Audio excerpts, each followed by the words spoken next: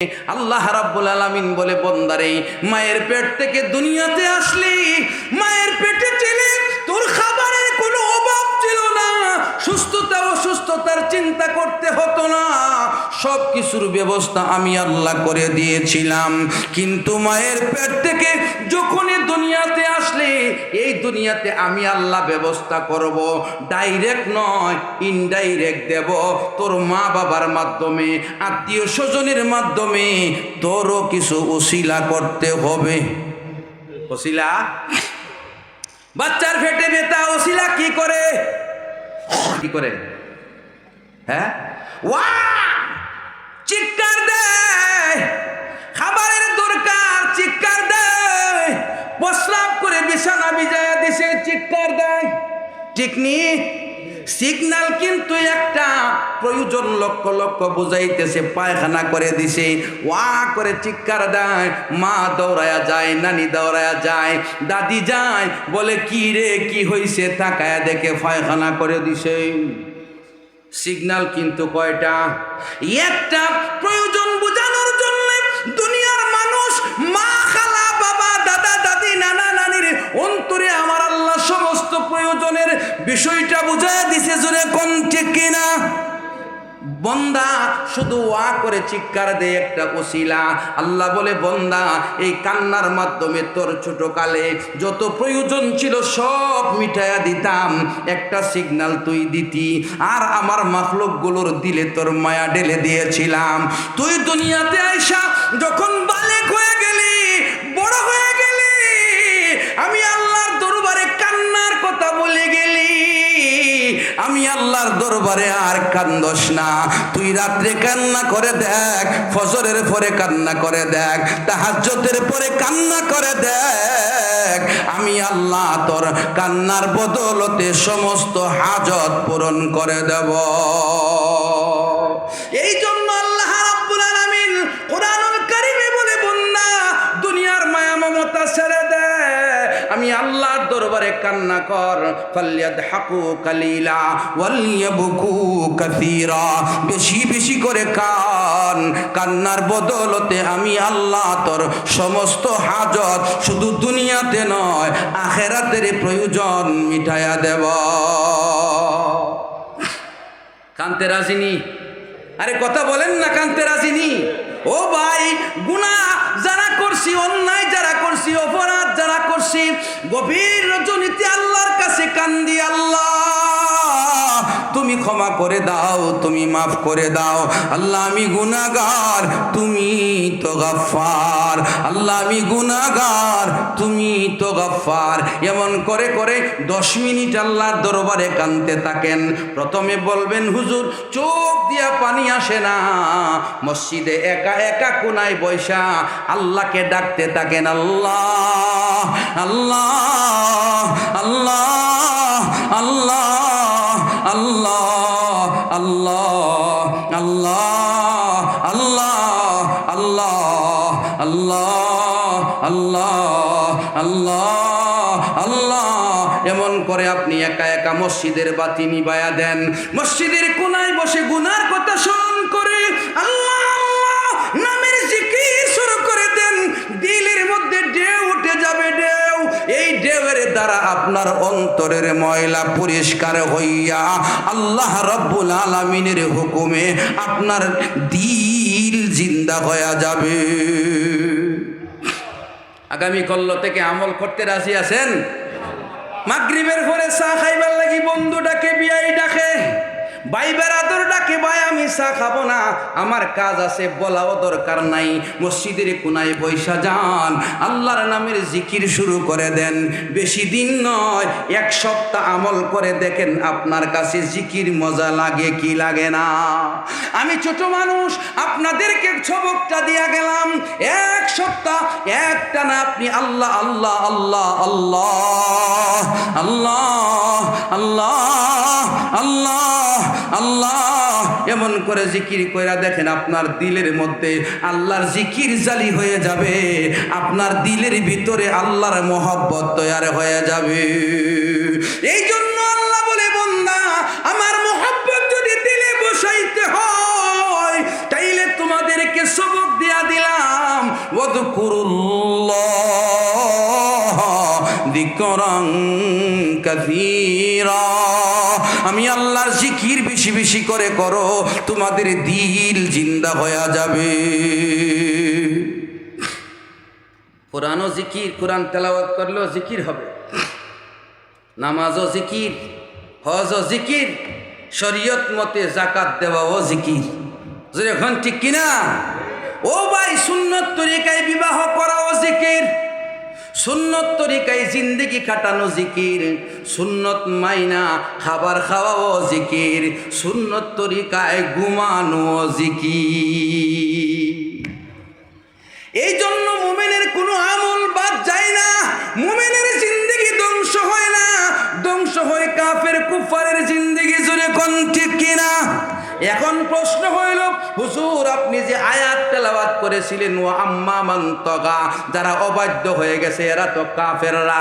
হ্যাঁ কাফেররা, কাফেরদের চক্রান্তে পড়িয়া যারা আল্লাহর জিকির ভুলে গেছে তারাও তগা, তারাও অবাধ্য। জোরে কোন ঠিক কিনা?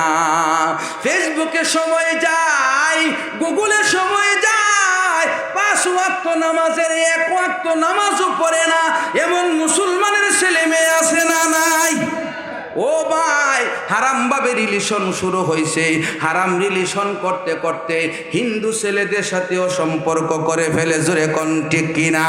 ও আমার ভাইয়েরা, ও আমার বোনেরা, যুবক যুবতীরা, আল্লাহর ওয়াস্তে বলে যায় হারাম সম্পর্ক ছেড়ে দাও। এটা তগা, নাফরমানির অন্তর্গত, অবাধ্যতার অন্তর্গত।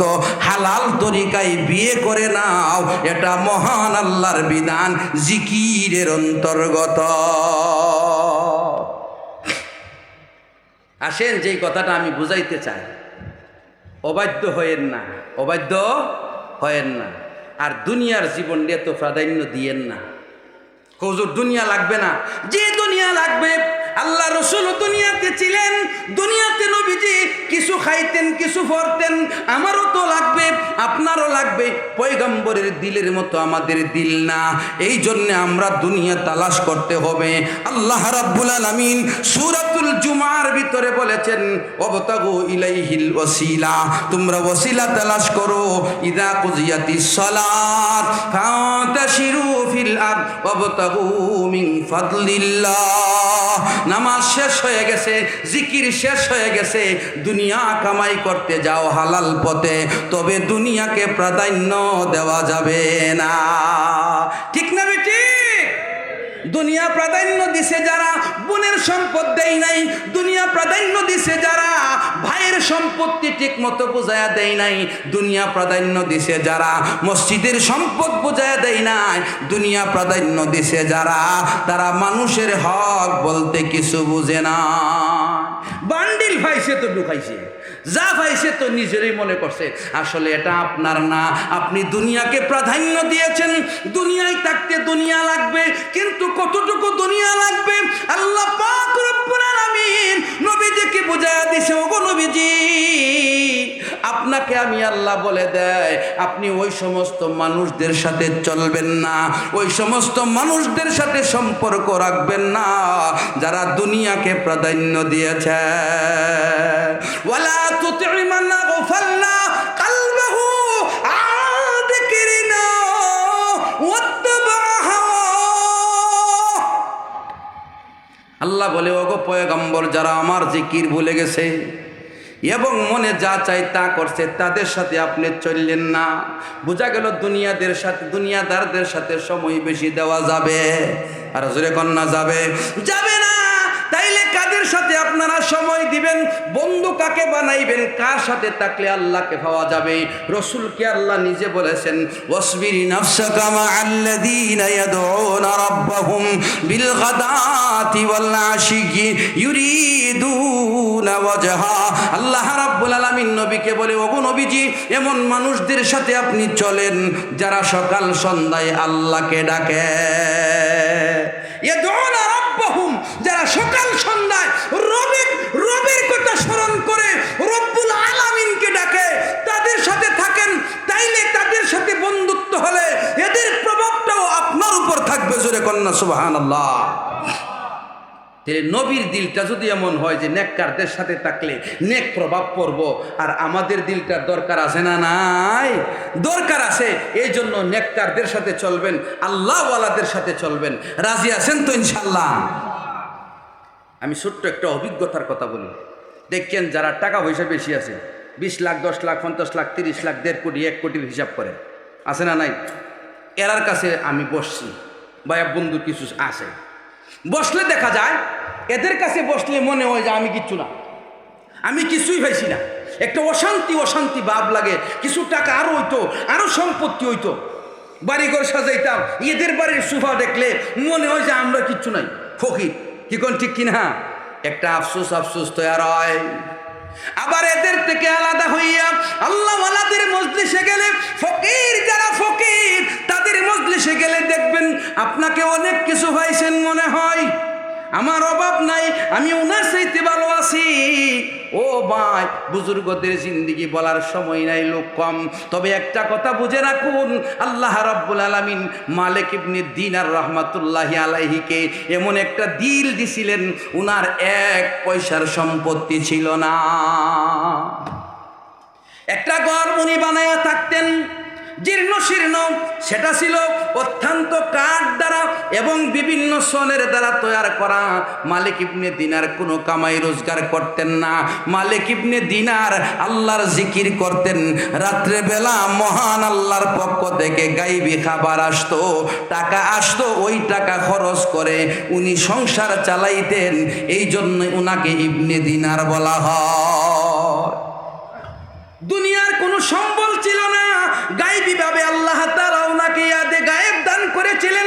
উনাকে কিছু আল্লাহ রাব্বুল আলামিন দিনার গায়েবী ভাবে দিয়া দিতেন। উনার বিবিকে একজন জিজ্ঞাসা করছে, আফা আপনারা চলেন কেমনে, খাবার দাবার কেমনে হয়, সংসার কেমনে গুছান? মালিক ইবনে দিনারের স্ত্রী ঘটনা বইলা দিছে যে আল্লাহর পক্ষ থেকে দেওয়া হয়। এই কথা যখন বলছে, পরের দিন থেকে আর বিছানার নিচে কোনো কিছু নাই। মালিক ইবনে দিনার প্রয়োজন যখন হয়েছে, বিছানা উঠায় দেখে কোনো টাকা পয়সা নাই, কিছু নাই। বিবিকে জিজ্ঞাসা করে, বিবি ঘটনা কি, আল্লাহর সাহায্য কেন আসলো না? মালিক ইবনে দিনারের বিবি বলে, তা আমি জানি না, তবে একজন মহিলা প্রশ্ন করেছিল, আমি তার কাছে আপনার বুজুর্গির ঘটনা বলে দিয়েছিলাম। মালিক ইবনে দিনার বলে, আল্লাহ পাক যে বুজুর্গি দেয় এটা প্রকাশ করা আল্লাহ পছন্দ করে না। এই জন্য ভাইয়েরা আমার, মহান আল্লাহর কাছে সাহায্য চাইলে পাওয়া যায় কি যায় না? পাওয়া যায়, কিন্তু অহংকার করতে নাই, একবারে নিজেকে ছোট করে রাখা। যত সবুর করবেন তত আল্লাহ তাআলা আপনাকে বরকত দিবেন। যত বুজুর্গি গোপন করে রাখবেন তত মর্যাদা আল্লাহ বাড়ায়া দিবেন। রাসূলের এক সাহাবী অন্ধ হয়ে গেছে, মক্কাতে থাকে, মদিনা থেকে মক্কা চলে আসে। সবাই ওনার কাছে আসে, আইসা দোয়া নেয়। উনি যার জন্য দোয়া করে, দোয়া কবুল হয়, যে বিষয়ে দোয়া করে। তো এমন ব্যক্তি পাইলে দোয়া করার লাগে না? এই অন্ধ সাহাবীর কাছে আইসা সবাই দোয়া চায়। তা আরেকজন রাসূলের সাহাবী আসছে উনাকে দেখার জন্য, যে উনি অন্ধ হয়ে গেছে। আইসা বলতেছে, হযরত আপনি তো মানুষের জন্য দোয়া করলে দোয়া কবুল হয়, তাইলে আপনার 2টা চোখের আলো আল্লাহ নিয়ে গেছে, আল্লাহর কাছে দোয়া করলে কি আল্লাহ আপনার দোয়া কবুল করে না? 2টা চোখ আল্লাহ ফিরাইয়া দিতে পারেনি? বলেন না পারেনি? পারে, তাইলে আপনি দোয়া করেন না কেন? নবীর সাহাবীরা একা বলে, রে বন্ধু শোনো, আমি কেন দোয়া করি না তুমি জানো? মহান আল্লাহ আমার 2টা চক্ষু যেই দিন থেকে নিয়ে গেছে, ওই দিন থেকে রাতের বেলা ফেরেশতারা আমার কাছে আইসা সালাম দেয় আর আমার খেদমত করে। খেদমত কেউ পায়ে, কেউ হাতে, কেউ মাথায় খেদমত করে। রাত্র যখন শেষ হয়ে যায়, ফেরেশতারা আবার আমার কাছ থেকে যাওয়ার সময় সালাম দেয় আর বলে, আগামী রাত্রে দেখা হবে ইনশাআল্লাহ। ও ভাই, আল্লাহ পাক চোখের 2টা আলো নিয়ে গেছে, আমি সবর করেছি, অভিযোগ করি নাই। আমাকে আল্লাহ যে অবস্থায় রাখছে, রেজাবিল কাদা, মহান আল্লাহর ফয়সালা যেমন আমিও খুশি তেমন। এই কারণে মহান আল্লাহ ফেরেশতাদের সাথে আমার বন্ধুত্ব করায়া দিছে। বলেন দুইটা চোখের মূল্য বেশি নাকি ফেরেশতাদের দোয়া আর খেদমতের মূল্য বেশি? ও তারা আখেরাত চাইছে। তারা কি চাইছে? আখেরাত চাইছে। এই জন্যে ভাই, দুনিয়াকে প্রাধান্য দেওয়া যাবে না। দুনিয়াতে থাকতে দুনিয়া লাগবে, প্রয়োজন মুআফিক দুনিয়া নেবেন, গ্রহণ করবেন। বেশি গ্রহণ করার প্রয়োজন নাই। একটা ঘটনা বলবো, তাফসীরের কিতাব থেকে বলে আলোচনা শেষ করব। আল্লাহ রাসূলের সাহাবীদের জবান থেকে বর্ণিত ঘটনা। নবীজি সাল্লাল্লাহু আলাইহি ওয়াসাল্লাম বলেন, হযরত ঈসা আলাইহিস সালাতু ওয়াস সালামের জমানায় ঈসা নবীর খেদমতের জন্য একটা লোক তৈরি হয়েছে। যারা আলেম ওলামা আছে বা যারা সমাজের দ্বীনের দাওয়াত প্রচার করে, তাদের খেদমতের জন্য লোক তৈরি হয়। আমিও এই পর্যন্ত প্রায় 5-6 জন লোক আমাকে একনিষ্ঠভাবে বলছে যে হুজুর, আপনার প্রোগ্রামের সফরে আমি আপনার সাথে থাকব, আপনার খেদমত করব। আমি কাউকে গ্রহণ করি নাই। গ্রহণ করি নাই কেন? আমি তো আলহামদুলিল্লাহ যুবক, ঠিক কিনা?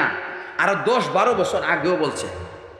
আমি বলছি, ভাই আপনি কিতাব পড়েন, খেদমত করেন মাদ্রাসা, প্রয়োজন হইলে কিছু বললেন, আমার সাথে আপনার থাকতে হবে না। এটা আমি নিছি না। যাই হোক, ঈসা আলাইহিস সালামের খেদমতের জন্যে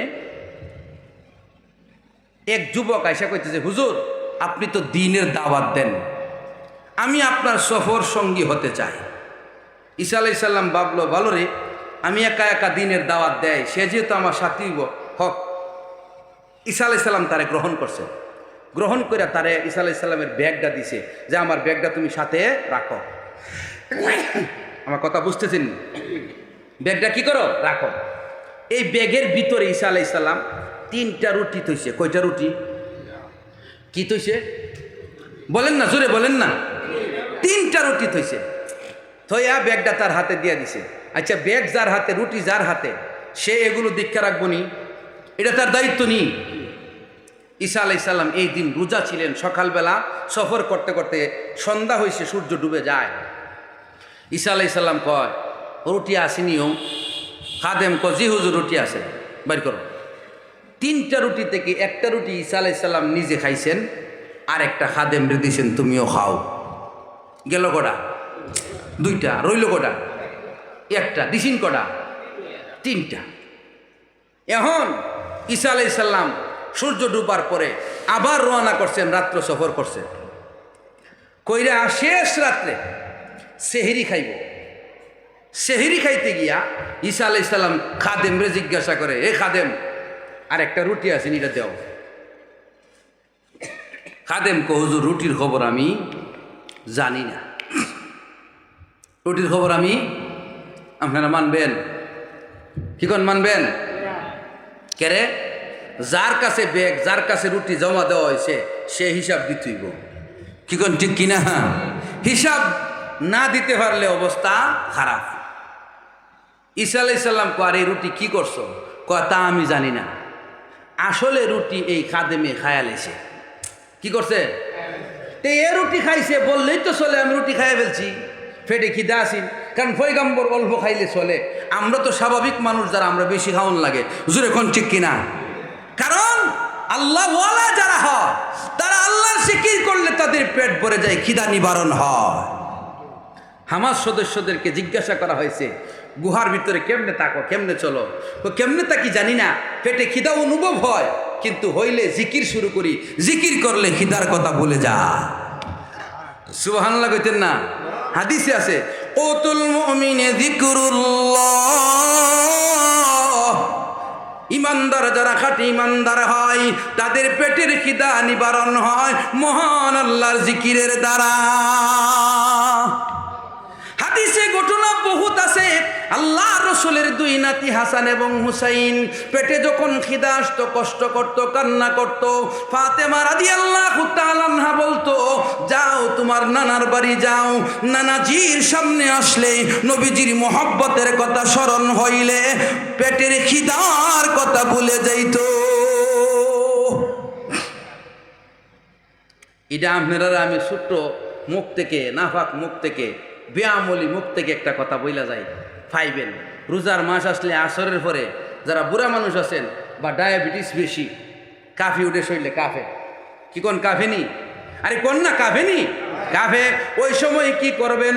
কারোর সাথে কোনো বাজে কথার দরকার নাই, সুজা উজু করে মসজিদে চলে যান, অথবা ঘরের ভিতরে ইফতার করলে আপনি বৈশা যান, বৈশা ইয়া কাবিয়ু ইয়া কাবিয়ু ইয়া কাবিয়ু, আপনি আল্লাহর কাছে আল্লাহর কাবিয়ু নামটা, আল্লাহর শক্তিশালী নামটার উচ্চারণ করতে থাকেন। আপনার শরীরের দুর্বলতা চলে যাবে, প্রেশার লো হবে না, সুগার লো হবে না, জিরো হবে না। এটা জিকিরের প্রভাব।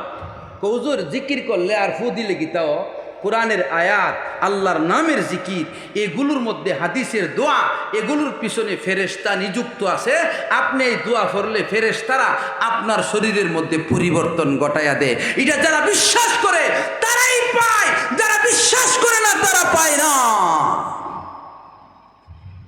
এই জন্যে ভাই, এখন এই খাদেম কইতেছে আমি রুটির খবর জানি না। ঈসা আলাইহিস সালাম কো সারসেরি এত মৃত্যু কেনে, এ খাইছে কই তো খাইয়া লাইছি, জানি না আবার কিতা। ঈসা আলাইহিস সালাম না খায়া রোজা রাখছেন, রওনা করছেন, সফর করতেছে। পরের দিন বিকালে একটা জায়গাত গেছে, গিয়া দেখে একটা বড় নদী। এই নদী পার হওয়া কোনো ভাবেই সম্ভব না। এক তো নদীর মধ্যে কুমিরের ভয়, হাঙ্গরের ভয়, আর এক তো হইল নদীর স্রোত। কিছু নদীর স্রোত এত বেশি, এই নদীতে নামা সম্ভব না। আমাদের পঞ্চগড় ভাড়িয়া তেঁতুলিয়া 0 পয়েন্টের কাছে নদী আছে, গেছেন না আপনারা? নদী আছে, হিমালয় পর্বত থেকে পানি আসে, পানির ধাক্কা। যদি আবহাওয়া ভালো থাকে তাইলে নদীতে নামলে দাঁড়ানো যায়, অন্যথায় দাঁড়ানো যায় না, ধাক্কা দিয়া ফেলে দেয়। আর ফরলে আপনার খুঁজা পাওয়া যেত না। যদি নদী ভরা থাকে পানি, আপনাকে খুঁজা পাওয়া যাবে না। ঈসা আলাইহিস সালাম আল্লাহর কাছে দোয়া করলেন, আল্লাহ দিনের সফরে বের হয়েছি, দিনের দাওয়াত নিয়ে বের হয়েছি, এখন এই নদী পাড়ি দিব কেমনে? কুদরতি ভাবে পার করে দাও। রব্বুল আলামিন হুকুম দিলেন, ও ঈসা নবী, আপনার খাদেমের হাতে আপনি ধরুন, আর খাদেমকে চোখ বুঝতে বলেন। খাদেম চোখ বন্ধ করবে আর আপনি তার হাতে ধরে রাখবেন। আমি আল্লাহ কুদরতি ইশারায় নদী পার করে দিব। ঈসা আলাইহিস সালাম খাদেমের হাত ধরে চোখ বন্ধ করো, চোখ বন্ধ করছে। তুমি আমি যতক্ষণ না বলি চোখ খুলল না, এই নদী পার হয়ে গেছে। যাওয়ার পরে ঈসা আলাইহিস সালাম তারে বলতেছে, এই বেটা, যে আল্লাহর এত বড় ক্ষমতা, এই নদী পার হওয়ার কোনো ব্যবস্থা আমাদের ছিল না, পার করে দিছে, ওই আল্লাহর দুহাই দিয়া বলি, তুই বল রুটি কি করছ? এখানে তার সত্যতা যাচাই করা উদ্দেশ্য। রুটি একটা না হইলে ঈসা নবীর কিচ্ছুই তো না, কিন্তু সে যে মৃত্যু, সে যে সত্যের পথে আসতেছে না, এই জন্য সবক দিতেছে। এ কৌজুর রুটির খবর আমি জানি না, রুটির খবর আমি নাউজুবিল্লাহ কইতেন না, মিথ্যার উপর বহাল আছে। একটু পরে আর একটা জায়গা থেকে বড় একটা পাহাড় দেখা যায়। ওই পাহাড়ের এই পারে যেতে হবে, মানব বসতি আছে, ওইখানে গিয়া মানুষকে দিনের দাওয়াত দিতে হবে। ঈসা আলাইহিস সালাম এই যুবককে বলে, তুমি আমার হাতে ধরো, চোখ বন্ধ করো। হাতে ধরে চোখ বন্ধ করলো, মহান আল্লাহর কাছে দোয়া করলেন। রব্বুল আলামিন ঈসা নবীর খাদেম সহকারে ঈসা নবীকে পাহাড় পার করে দিলেন। পাহাড়ের ওই পাশে গিয়া ঈসা নবীকে চোখ খুলছে, তুমি বলো তো, যে আল্লাহ এত বড় দয়া করছে, পাহাড় পার করে দিছে কুদরতি ইশারায় আমাদেরকে বাতাসের হুকুম দিয়া, সে আল্লাহর দোহাই দিয়া বলি, তুমি বলো রুটি কি করছো? কথা মনে আসেনি? এই যুবক বলে, আমি রুটির খবর জানি না। ঈসা আলাইহিস সালাম চিন্তা করে দেখে 3 বার সে মিথ্যা কথা বলেছে। সে সত্যতার দিকে আসে না, সত্যকে সে গ্রহণ করতে চায় না। সে পয়গম্বরের সঙ্গী হতে পারে না। পয়গম্বরের সঙ্গী তারা হয় যারা আসলে সত্যবাদী হয়। মহান আল্লাহ কোরআনে বলে ওয়াবাশশিরিস সাবিরিন, যারা মিথ্যা বলার ক্ষমতা রাখে এরপরেও মিথ্যা বলে না, জুলুম করার ক্ষমতা রাখে এরপরেও জুলুম করে না, অত্যাচার করার ক্ষমতা রাখে অত্যাচার তো করেই না, প্রতিশোধ নেওয়ার ক্ষমতা রাখে এরপরেও প্রতিশোধ নেই না, এরা হলো সাবিরিন। ওই সবুরকারীদেরকে আল্লাহ তাআলা জান্নাতের সুসংবাদ দেয়। ঘুম বাদ দিয়া যে বই রয়েছে এটা সবুর না, হ্যাঁ, বেহেশতের সুসংবাদ। তো এরে কইতেছে যে তুমি তো আমার সাথে ছিলা 3 দিন, এখন আর থাকার মতো পারমিশন তোমার আমি দেই না, তুমি যাও গা। কারণ হে মৃত্যুকের সাথে রাখলে লাভ, কথা বলেন লাভ আছে? আচ্ছা, এখন ঈসা আলাইহিস সালাম কো তুমি যাও গা। হে কো ওগো ঈসা নবী, আসলে আমি যে আপনার সাথে খেদমতে আসলাম কিছু হওয়ার লাগে, খালি হাতে আসছি আবার খালি চলে যাব, এটা কেমনে হয়? কিছু দিয়ে দেন না। ঈসা আলাইহিস সালাম কো কি দিতাম? কো কি দিবেন, আমার একটু স্বর্ণ টর্ণ দেন না। নাউজুবিল্লাহ কইতেন না? পয়গম্বরের কাছে স্বর্ণ আসেনি, পয়গম্বর স্বর্ণ বহন করেনি, স্বর্ণ চাইলে পাইবনি। আরে আল্লাহর কাছে চাইলে পাইবনি, পাবে, কিন্তু আল্লাহর কাছে স্বর্ণ চাইবে না। দুনিয়া তালাশ করে না, পয়গম্বরেরা দুনিয়া তালাশ করে না, দুনিয়াকে মহাব্বত করে না। রসুল বলে আর দুনিয়া জিফা, দুনিয়া হইল মুর্দার, এই মুর্দারকে তালাশ করে কি লাভ কুকুরেরা। আপনার বাড়ির মুরুখ ফালাইয়া দিছেন, মরে গেছে, আঁশ ফালাইয়া দিছেন, গরু মরে গেছে ফালাইয়া দিছেন, খাইব কেডা? আর কেউ নিব? আর কেউ নিব? তালাশ করে কেডা? কুকুরে। এই জন্য পয়গম্বরদের স্বভাব কুকুরের স্বভাব নয়, আল্লাহর সাথে সম্পর্ক। রূহটা হলো মুতমাইন্না রূহ।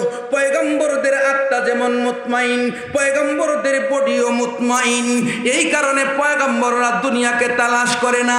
ঈসা নবীর এই ছেলে বলে দুনিয়া থেকে কিছু দেন না, কিছু স্বর্ণ টর্ণ। ঈসা আলাইহিস সালাম কত স্বর্ণ লাগবো? 3টা মাটির চাক্কা নিয়া, বড় চাকা বুঝেননি?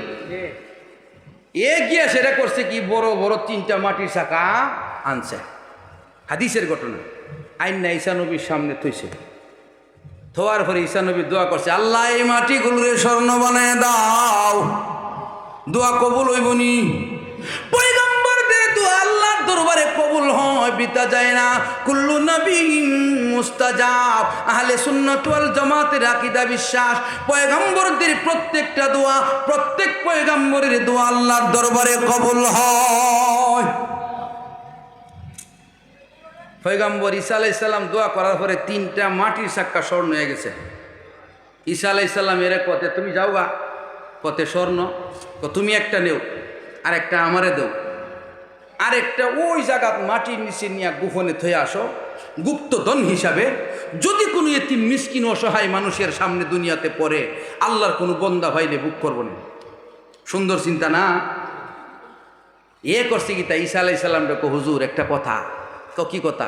কো আপনি তো দোয়া করলে মাটির চাক্কা স্বর্ণ হয়, কাজে আপনারটা আমারে দিয়া দেন। ঈসা নবী চিন্তা করে দে, এত দুনিয়া লোভী, শুধু লোভী না, অন্যের সম্পদও নিতে চাই। অনেকের দুনিয়ার লোভ আছে, নিজে একটু বেশি কামাই করে, কষ্ট করে, রাত দিন মেহনত করে।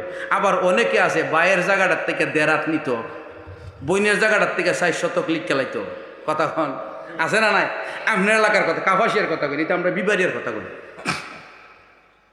অন্যের মালের প্রতি তার লোভ, এক তো দুনিয়ার লোভ, আর একটা হইল অন্যের সম্পদ আত্মসাৎ করার লোভ।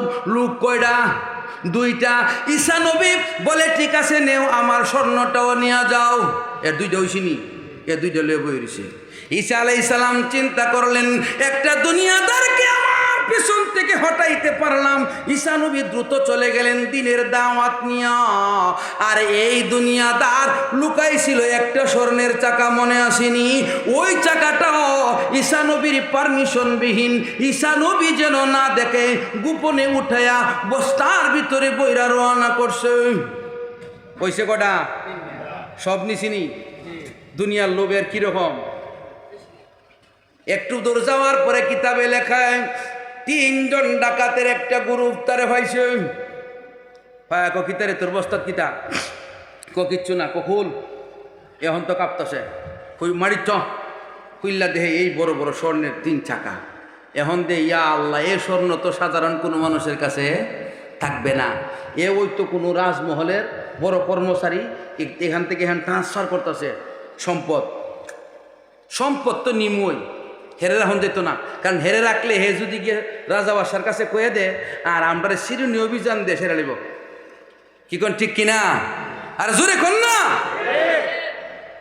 এখন 3 ডাকাইতে মিল্লা হের স্বর্ণের চাকা 3টা নিছে আর এরে দিছি কিতা জবাই। নাউজুবিল্লাহ কইতেন না? দুনিয়ার লোভ কইরা লাভ হইছে না, জীবন গেছে। আরো জোরে কোন? জীবন গেছে। এখন 3 ডাকাত চিন্তা করলো কি করা যায়। এই 3 ডাকাত মিল্লা আগায়া গেছে একবারে গাজীপুর চৌরাস্তার কাছাকাছি। চিন্তা করতেছে এটা লইয়া বাজারে যে উডুম, বুট বাজার গেলে ধরব পুলিশে, কইতে আনছ কিতা কি আসে। কাজে 2 জন লইয়া এখানে বই, রাত্র হইলে গুহনে উডুম, আর একজন ফাড়াই খাবার নিয়ে আসক, ফেটে তো খিদা। আর এত স্বর্ণ পাইছি 10,000 টাকা আওলাদ করে খাইলে কি দিব? কি কোন ঠিক কিনা? এখন হচ্ছে কি একজনে ফাটাইছে খাবার নিয়ে আসো, হে খাবার আনতে গেছে আর এরা 2 জন বসে বুদ্ধি করে কইরে এ যে আইবো, আইলে একটা একটা করে 3 জনে 3টা নেওয়ান লাগবো।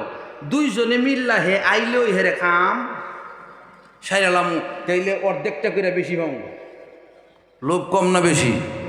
আরো জোরে।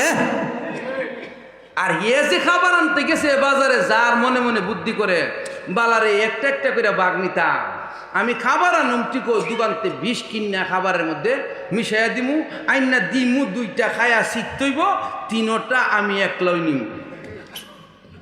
কিতাবের ঘটনা। এমন অবস্থায় বাজার থেকে খাবার নিয়ে আসছে, খাবারের মধ্যে বিষ মিশায় আসছে, কিন্তু সে আসার সাথে সাথে তার সঙ্গীরা মিলিয়া তাকে কতল করে দিছে। শেষ। এখন চিন্তা করে খাবার যেহেতু আনছে খায়া লই, খাবার খাইয়া ওই যেমন এইটার তো শেষ, ওইটার তো কেউ দেখছে ওই না। আমার এই 2 ডাকাত যখন খাবার খাইতে শুরু করলো, খাবার শেষ হওয়ার আগে বিষক্রিয়ার কারণে জমিনে পড়ে দুনিয়া থেকে বিদায় হয়ে গেছে। এইদিকে 3 ডাকাত নাই, 3 দুনিয়া লোভী নাই, ওইখানে আরেক দুনিয়া লোভী নাই। ঈসা নবী অনেক দিন পরে এই রাস্তা দিয়ে দিনের দাওয়াত দেওয়ার জন্য যায়, তাকায় দেখে কঙ্কাল 3টা পড়ে আছে, আর ওইখানে আরেকটা কঙ্কাল দেখা যায়। কি ব্যাপার? 4টা মানুষের কঙ্কাল 2খানে দেখা যায়, আর 3টে স্বর্ণের বড় বড় চাকা যেমন এমন পড়ে আছে। কি ব্যাপার? ঈসা নবী তাকায়া দেখে এই স্বর্ণগুলো তো ওই স্বর্ণ যেগুলো আমি আল্লাহর কাছে দোয়া করে বানাইছিলাম। ঈসা নবী কিচ্ছুই বুঝে না। আল্লাহরে কয় আল্লাহ, পয়গম্বরের সম্পর্ক কার সাথে? আর জুড়ে কোন না? আল্লাহর সাথে। আলেমদের সম্পর্ক কার সাথে? আলেম যদি হক্কানি হয়, আলেম যদি রব্বানি হয়, আলেম যদি আমলওয়ালা হয়, আলেমের পিছনে লাইগেন না, আলেমের বদুয়া কোনোদিন নিয়েন না। আমার নিজের দেখা আলেম হাত উঠায় ডাক দেওয়ার সাথে সাথে বেশি দিন টিকে নাই বিদায়। কারণ আলেমের সম্পর্ক আল্লাহর সাথে সন্দেহ। আলেমরে এলেম দিবার লাগি আল্লাহ ছোট কাল থেকে কবুল করছে করে। হুজুর এখন ঠিক কিনা? আরে জুরে কন না? ইল্লা মাশাআল্লাহ, এটা হরের কথা। ভালো মন্দ সব গুরু হয়ে আছে না ভাই? সবাই একবারে ভালো হইতো না। আমার মার ভেডের সব সন্তান কি ভালো হয়ে গেছে একবারে? এক কোয়ালিটির হইতো না। কিন্তু যারা হক্কানি আলেম তাদের সম্পর্ক আল্লাহর সাথে থাকে। আলিফ বা তা সা থেকে নিয়ে যখন পড়া শুরু করে, সর্বপ্রথম বিসমিল্লাহ থেকে যখন পড়া শুরু করে দেয়, ওই সময় থেকে নিয়ে দারুল হাদিস পর্যন্ত সারাটা জীবন জিকির আজকারে মহান আল্লাহর সাথে সম্পর্ক করে নেই। আর মাজলুম আলেম যদি আল্লাহর দরবারে হাত উঠায়, দুনিয়া আখেরাত বরবাদ হয়ে যায়। ঈসা আলাইহিস সালাম আল্লাহ রে, আল্লাহ ঘটনা কি তা বুঝলাম না, স্বর্ণ তো হিডিও। আল্লাহ বলে, বুঝছো না, দুনিয়া লোভী তোমার কাছ থেকে স্বর্ণগুলি নিয়ে আসছিল, এও খাইতে পারে না, এরে মারছে এই তিনটায়, আর এই তিনটা দুনিয়ার লোভে একটা আরেকটারে মারছে। দুনিয়া দুনিয়ার জায়গাতে রয়ে গেছে, স্বর্ণ স্বর্ণের জায়গায় রয়ে গেছে, অর্থ অর্থের জায়গায় রয়ে গেছে। মানুষ একটা আরেকটাকে মাইরা লোভে পইরা জাহান্নামী হয়ে গেছে, নাফরমান হয়ে গেছে। জোরে কন্যা নাউজুবিল্লাহ। এই ঘটনা থেকে আল্লাহ পাক প্রমাণ করে দিয়েছেন, ঈসা নবী উম্মতদেরকে শিক্ষা দেন, দুনিয়া বড় নমুক হারাম, দুনিয়া বড় একটা নমুক হারাম জায়গা, দুনিয়া বড় স্বার্থপর, দুনিয়া কারো আপন হয় না। দুনিয়ার পিছনে পইরা আল্লাহর বান্দা বান্দিরা ধ্বংস হয়ে যায়, দুনিয়ার পিছনে পড়ে আখিরাত নষ্ট করে দেয়, দুনিয়া দুনিয়ার জায়গাতে থেকে যায়। ও আম্মা মান তাগা ওয়া আসারাল হায়াতাদ দুনিয়া ফাইন্নাল জাহিমা হিয়াল মাওয়া। আল্লাহ বলে, যারা দুনিয়ার পিছনে শুধু পড়ে যায়, আল্লাহর অবাধ্য হয়ে যায়, আর দুনিয়ার জিন্দেগিকে প্রাধান্য দেয়, আখিরাতের ফিকির রাখে না, তাদের ঠিকানা জাহান্নাম। এই জন্য আমরা দুনিয়াতে থাকব, কিন্তু দুনিয়া আমাদের ভিতরে যেন না ঢুকে। রসুল হাদিসে বলছেন, আমাদের বডিটা একটা নৌকার মতো, লম্বা কথা, নৌকার মতো। নৌকা, আপনাদের এই নদীর নাম কি? শীতলক্কা। শীতলক্কাতে নৌকা বাসবো, নৌকা শীতলক্কাতে মানায়, কি কোন ঠিক কিনা?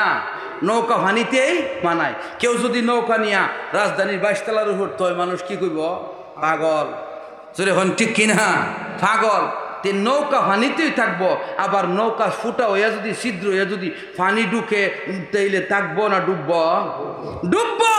ঠিক তেমনি ভাবে আল্লাহ রাব্বুল আলামিন রসুলকে শিখাইছেন।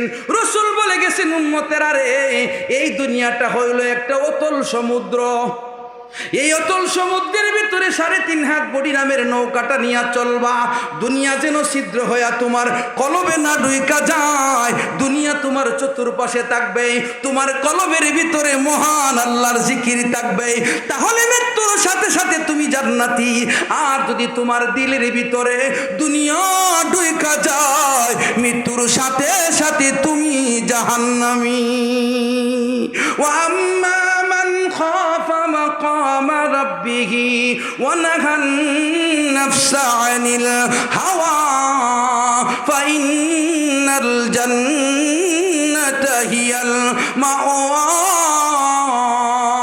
ওয়া আম্মা মান তাগা ওয়া আসারাল হায়াতাদ দুনিয়া ফাইন্নাল জাহিমা হিয়াল মাওয়া। দুনিয়া ঢুকাইলে জাহান্নামী, আর দুনিয়া না ঢুকায় আল্লাহর জিকির ঢুকায় রাখলে এমনি দুনিয়াতে চলতেছেন জান্নাতি। এই দুনিয়া হইল জান্নাতের খেতি। আল্লাহ তাআলা দুনিয়া থেকে আমাদেরকে জান্নাত ক্রয় করার তৌফিক দিন। জোরে বলুন আমিন।